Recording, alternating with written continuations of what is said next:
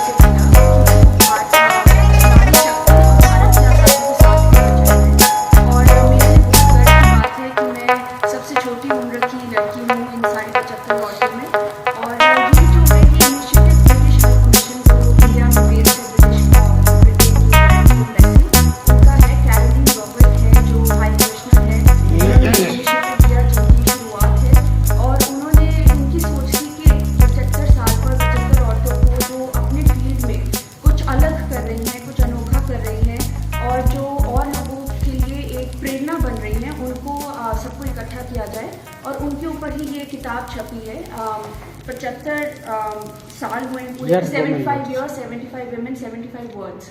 तो उसमें ही मैं भी फीचर हुई हूँ और इसको सेलिब्रेट करने के लिए और उन औरतों को सम्मानित करने के लिए आज लंदन में रिसेप्शन रखी गई है, जिसमें जो इंग्लैंड के राजा हैं किंग चार्ल्स, वो ऑनर करने वाले हैं और उनकी तरफ से वो रिसेप्शन। आपने क्यों मिस किया ये?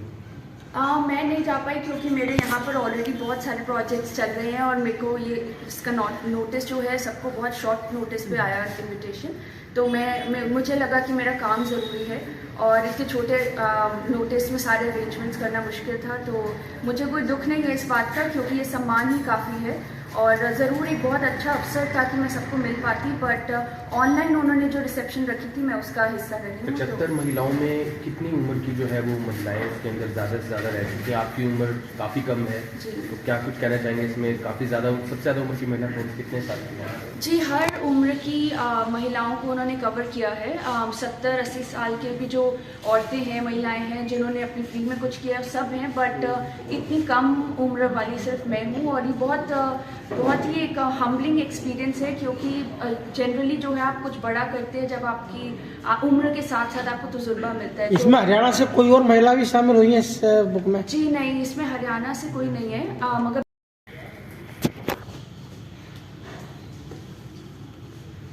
ये मेरे बारे में उन्होंने लिखा है और ये मैंने जो उनको स्टेटमेंट दिया था वो पब्लिश हुआ है कि कैसे मेरी ज़िंदगी में इंग्लैंड का क्या रोल है और कैसे मेरे इंग्लैंड के साथ संबंध रहे हैं, क्योंकि भारत और इंग्लैंड के रिलेशंस भी इसमें एक बहुत ज़रूरी फैक्टर है। क्योंकि भारत में जो हाई कमीशन है उन्होंने ये किया है, तो मुझे इंग्लैंड से डायना अवार्ड मिला था और मैं इंग्लैंड एक सेमेस्टर के लिए पढ़ाई भी करी है। तो मैंने उसी के बारे में इसमें उल्लेख किया है कि इंग्लैंड और भारत के रिलेशंस बहुत ज़रूरी हैं और मेरे को अवसर मिला है इंग्लैंड जाने का, पढ़ने का, रहने का, तो मैं शुक्रगुजार हूँ। तो आपके जो पेरेंट्स हैं उनको भी काफ़ी ज़्यादा ऑनर फील हो रहा होगा, क्योंकि आपकी उम्र काफ़ी कम है और वहाँ पर 70 से 80 साल की महिलाएं भी जो हैं उनमें सम्मिलित थी। जी बिल्कुल, मुझे बहुत खुशी है कि उन्होंने खुद से ढूंढा मुझे और खुद से मुझे कांटेक्ट किया। मुझे इसके बारे में पता भी नहीं था, मैं ऑस्ट्रेलिया में पढ़ रही थी, तो कहाँ मैं इंडिया से हूँ, ऑस्ट्रेलिया में पढ़ रही थी, ब्रिटेन का ये इनिशिएटिव है, तो बहुत खुशी की बात है कि ये सब इकट्ठे आया। और बिल्कुल जो श्रेय मैं देना चाहूँगी अपने माता पिता को ही देना चाहूँगी, बचपन से उन्होंने ही मेरा नेतृत्व किया है, मेरे लिए आदर्श बने हैं, तो इसमें कोई शक नहीं है कि जो मैं हूँ उन्हीं के किस कारण। उम्र से आप जो है इस फील्ड में आई? मुझे जी 5 साल की उम्र में मेरे माता पिता ने इस फील्ड में डाल दिया था, जब उन्होंने ये सोच थी कि आपको अपने तक सीमित नहीं रहना और अपनी जीवन जो है सिर्फ अपने लिए नहीं जीना, हर कोई अपने लिए कमाता है, अपने लिए जीता है। तो ये सोच उन्होंने बचपन में दे दी थी, वो बीज जो है वो सो हो गया था। मगर फिर बड़े होते हुए जब मैंने खुद से ज़िंदगी को आसपास देखना शुरू किया तो मुझे लगा कि मेरी एक जिम्मेवारी है युवा होने के नाते कि समाज के लिए मैं कुछ करूँ। मैं इसको कुछ दान या चैरिटी या एहसान नहीं मानती हूँ, मुझे लगता है ये हर एक की जिम्मेदारी है। आने वाले जीवन में लक्ष्य क्या है आपका? मेरा लक्ष्य जी, मैंने अपनी मास्टर्स कंप्लीट करी है सोशल वर्क में। मैंने इससे पहले इंटरनेशनल सिक्योरिटी की पढ़ाई करी है, तो मैं ये पॉलिसी मेकिंग के फील्ड में काफ़ी इंटरेस्टेड हूँ, जिसमें हम बड़े लेवल पर, लार्ज स्केल पर हम पॉलिसीज़ ऐसे बनाएं जिसमें सबका उत्थान हो, सबका एम्पावरमेंट हो। और मैं यूनाइटेड नेशंस के साथ काम करना चाहती हूँ, तो यही कोशिश रहेगी कि मैं भारत का नाम आगे रोशन करूँ। जितने समय तक आपने अभी तक इस जो है फील्ड में रहे हैं, आप क्या देखते हैं भारत को किस नज़रिए से, कि भारत अभी कहाँ स्टैंड करता है, कहाँ तक उसे होना चाहिए था, कहाँ वो जा सकता था? क्या कुछ लगता है, कोई कमी लगती है या क्या लगता है? जी, विदेश में 5 साल रहने के बाद मुझे लगता है कि इतने लोगों से, मैं पूरे विश्व भर के लोगों से मिल चुकी हूँ, वहाँ बात होती है भारत के बारे में और भारत का नाम हर कोई जानता है। भारत की पहचान बहुत विश्व स्तर पर बहुत ही स्ट्रॉन्ग है और विश्व एक इमर्जिंग ग्लोबल पावर है इंडिया। तो आप इंडिया की एजुकेशन की बात करें, युवा की बात करें, इंडिया में इंडियंस की मेहनत की बात करें, मुझे लगता है इंडिया आने वाला विश्व गुरु है। भारतीय युवा किस सिनेरियो में है, वर्ल्ड सिनेरियो में किस स्थान पर है, क्या उनका स्थान है, क्या उनकी पोजीशन और क्या उनके बारे में सोच है, इंटरनेशनल सोच है, वर्ल्ड सोच? जी, टॉप कंपनीज इस समय सारे सीईओज इंडियंस हैं, तो ये खुद में ही बहुत बड़ी बात है।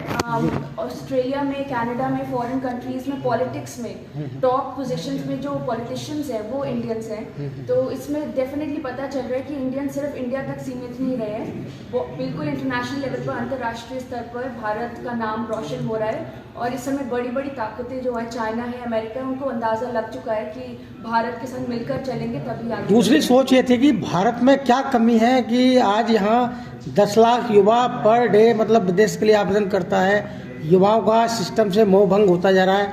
आपके भी कुछ ऐसे अनुभव रहे होंगे, इस सिस्टम में क्या सुधार होना चाहिए कि यहाँ की प्रतिभाएं यहीं रहें और ब्रेन ड्रेन नहीं हो, जो कि आज़ादी के बाद से आज तक ब्रेन ड्रेन होता रहा है। यहाँ के कई लोगों को नोबेल प्राइज़ मिला, यहाँ के मुल्क को, यहाँ रहते रहे तो उनको नौकरी भी नहीं मिली, एडमिशन भी मिला, वहाँ जाके नोबेल प्राइज़ मिला।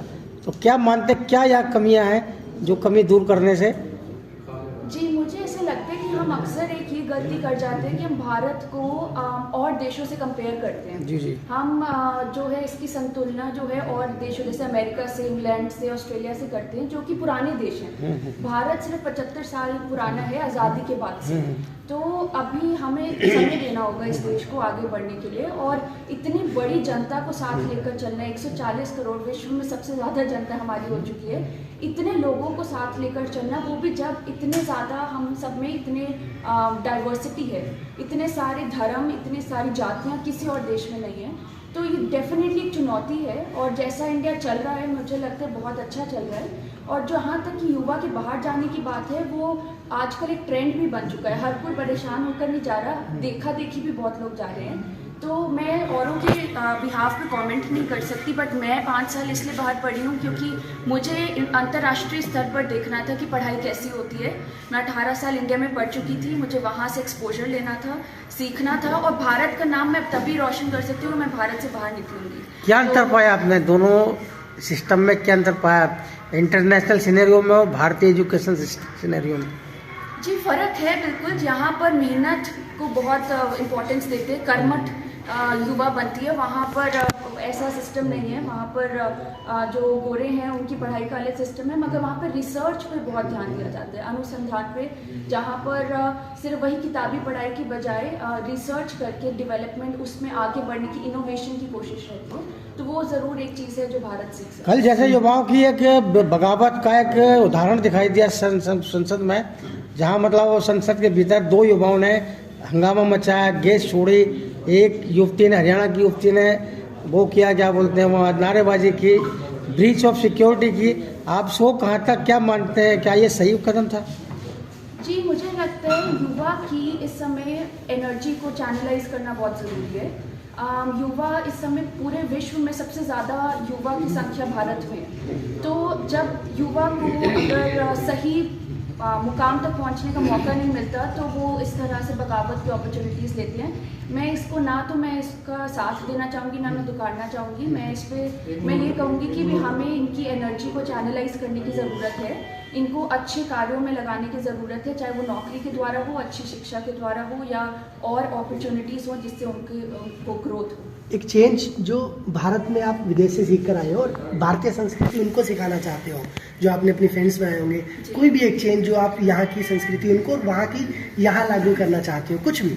मुझे ऐसा लगता है जी कि भारतीय लोग बहुत ही प्रेम से एक दूसरे के साथ रहते हैं, और हमारी सबसे बड़ी जो मुझे लगता है एक स्ट्रेंथ है इंडिया की, वो है साथ में रहना। समाज हमारी बहुत ही स्ट्रॉन्ग आपस में रिलेशंस होते हैं। वहाँ पर अकेलापन बहुत ज़्यादा है विदेश में। वहाँ पर माता पिता अलग, बच्चे अलग, बूढ़े अलग रहते हैं। मगर भारत में आप देखेंगे एक ही घर में 3 पीढ़ियाँ रहती हैं। समाज में पड़ोसी एक दूसरे का ध्यान रखते हैं। तो ये बहुत स्ट्रॉन्ग कल्चर है हमारा, और इस संस्कृति को बचा कर रखना ज़रूरी है ताकि हम वेस्ट के पीछे वेस्ट की तरह ना बन जाएं। तो वो ज़रूरी है, और ये आई थिंक भारत एक बहुत अच्छा मॉडल है जो डेफिनेटली वेस्ट सीख सकता है इंडिया से। गगन में एक टाइम था जब लड़की पैदा हो रही थी, बहुत कुछ ताने सुन रहे होंगे, अलग अलग थॉट्स आ रहे होंगे, बड़े बुजुर्ग अलग बोल रहे होंगे, तो वो एक टाइम और आज का टाइम लगता है सही डिसीजन था, और जो आपने प्रेरणा दी, क्या कुछ कहना चाहेंगे? जी, वो टाइम था, वो निकल गया था, वो कड़वा और मुश्किल टाइम था बिल्कुल, मगर अब बदलाव आ रहा है, और मैं इस चीज़ की बहुत आभारी हूँ इन बच्चियों को भी। अगर अब चेंज आ रहा है, बदलाव आ रहा है, तो इन बच्चियों का भी उसमें बहुत बड़ा योगदान है। क्योंकि अगर लड़कियां ऐसे आगे बढ़ेंगी, अपनी जिम्मेवारी समझेंगी समाज की तरफ, अगर वो सोचेंगी कि वो कुछ अच्छा कर सकती हैं, सिर्फ अपने तक सीमित नहीं रहना, तो मुझे लगता है कि माता पिता या जो बड़े बुजुर्ग हैं उन सबको लगेगा कि बेटियां होनी चाहिए। तो मैं तो बहुत ही खुशकिस्मत हूँ कि मेरे घर में तो एक नहीं 2 हैं। सर, आपने जो पहला अभियान शुरू किया था लोहड़ी बेटी के नाम, तो आपको कैसा लगता है कि पहला आपने शुरुआत की, आपने बड़ा ग्रोथ सहा होगा? वो 2004 की पहली लोहड़ी थी जो अरनौली गांव में मैंने और मेरी वाइफ गगन ने इनिशिएटिव लिया, और वो एक बहुत बड़ा वृक्ष बन गई। और महिला सशक्तिकरण की बात हो या काम लगाने की बात हो, वो जो प्रयास थे वो होली के रहे। उसके बाद उसकी बहन अन्य ने इस चीज को लेकर आगे बढ़ी। आज अगर महिला खाने खुले हैं तो प्रधानमंत्री को पत्र उन्होंने लिखा, वो तो 14 पॉइंट उन्होंने लिखे थे, वो परिवर्तन आया है और वो विजिबल भी है। दूसरी बात ये चाह रहा था मैं पूछना कि चार्ल्स विलियम ने तो बेटी को चाय पे बुलाया, क्या हरियाणा के मुख्यमंत्री ने आपको चाय पे बुलाया बेटी को? देखिए, चाय पे चर्चा तो हमारा मुद्दा है, और चाय पे चर्चा होती रहेगी, और मुझे उम्मीद है कि हमें एक अवसर जरूर मिलेगा मुख्यमंत्री जी के साथ चाय पीने का।